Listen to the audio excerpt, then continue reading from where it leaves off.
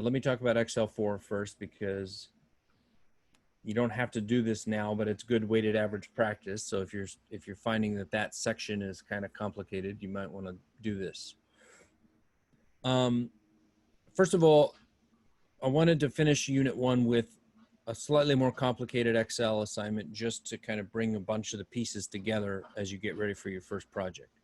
Now, again, in terms of the project, you have all the rest of the semester, so that's another 6 weeks basically to finish the project. But I really recommend that you get started now after the test, so that you can start putting the pieces together. This is a very useful assignment in terms of understanding your grade in this class. So I would go back to the overview page. Some of you overlooked the multiple sheet part of this when you did Excel 2. So just make sure you're paying attention to the tabs at the bottom. That tells you about the different sheets that are available here. And I'm going to zoom in a little bit. So it talks a little bit about what you're going to be doing on this next sheet. And I'll just go over it right here.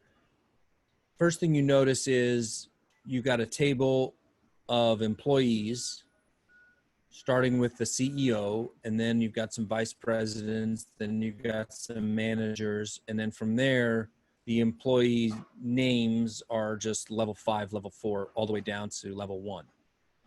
Notice that there's a lot of employees. Looks like 190 something. So it's a fairly large company, mid-sized company.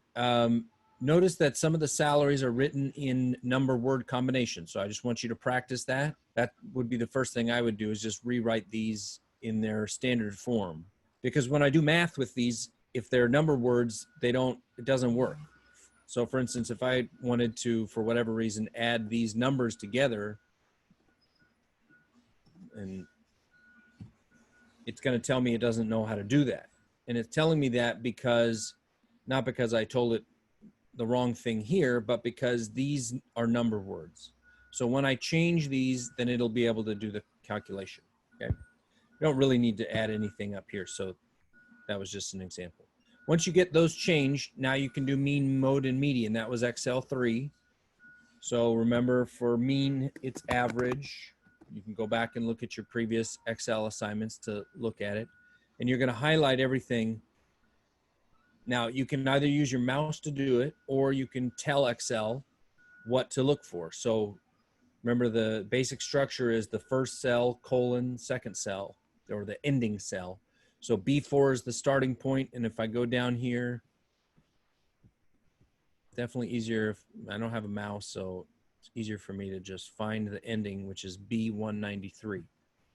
So I would say go from B4 to B193, and then it'll do the average. Now, this is not the right average because I haven't changed these numbers, but you can do the same for the mode. You can do the same for the median. Okay. Then I want you to do some counting. Now, the first category is CEO. The second category is vice president. Then you got your managers. And all you're doing here is counting how many there are. So there's one CEO, there's 3 vice presidents, and that's the point at which maybe you want to stop counting just by using your eyes, right? I can probably count the managers without making a mistake, but the thing about counting is there's a lot of error in it, right? Even when I have classes in person and there's, maybe 15 people in the class, and I ask people to count up how many students are in the class, generally there's mistakes. And that's just a function of, how counting works. It's easy to be off by 1. So what I recommend is you use the highlighting tool here. And then if you look down on the right, it gives you the count. The count here is 9, which means there's 9 managers. I'm not highlighting both of these because then it's going to count how many cells I highlighted. That's really what it's counting. So I only want to count like just the word here, manager. And then I can do the same thing here. Remember, I talked a little bit about highlighting probably a week ago. When you highlight, just don't go from the corner, don't go from the outside, go from the center of the cell. So you're highlighting down When I get to the end of my level 5s, then I let go and I go over here to my count and it tells me how many there are. Okay, that's the first part. The next part is to bring in the salaries to calculate a weighted average. Okay, so we're going to bring the salaries over. We're going to figure out the percent of the employees in each category. And then we're going to use the table to create, do a weighted average in Excel. So one mistake that sometimes students make is they bring the total salaries. But like for the manager, although there's 9 people who are making $98,000, I just want you to write 98,250 because that's how much a manager makes. To do a percent, remember percent's part to whole. So once I know how many managers there are, 9, I'm in a good position to calculate the part to whole ratio, but I need to do the whole here. So that's why I put this little note. This would be a good place to put the total. You're going to need the total because that ratio is going to make a part to whole calculation, which you can then turn into your percent. When you do your percent calculation, let's say it was 9 out of 80 people or something, you just type it like that and it'll format it as a percent for you. I think these cells are already formatted as percentages, so it'll turn it into a percent automatically. That 11% is not exactly 11%. That's a rounded version of that. So don't worry too much about the way that looks. From there, you should be able to multiply across, add down.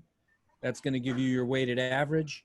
And your check is that you should be able to look at your weighted average and it'll match exactly one of these 3 numbers here, the mean, the mode, or the median. Okay. At that point, you're almost done. There's a couple more things I want you to do in the summary question, of course. The summary question tells you what I want you to do. This is helpful for a bunch of the stuff we're going to do in your both projects. Basically, I want you to copy this whole table. Control C is how I do that. Bring it over to the Ray's analysis. Control V is paste. You're going to have to probably increase these column widths again.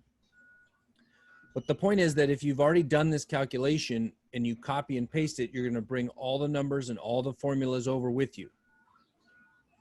And then it tells you what happens if you raise the CEO's salary to $1.5 million and you cut everyone else's pay by $5,000. I want to know how it changes the weighted average. So when you make changes over here, not on this weighted average table, but in the CEO raise analysis, as you make changes, it'll change the outcome down here.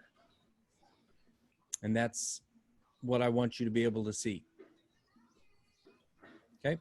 If you make mistakes with the salaries, I did include a second copy of it so that if you mess that up, you can just go over here and copy and paste, or you can delete the salary sheet and redo it or whatever.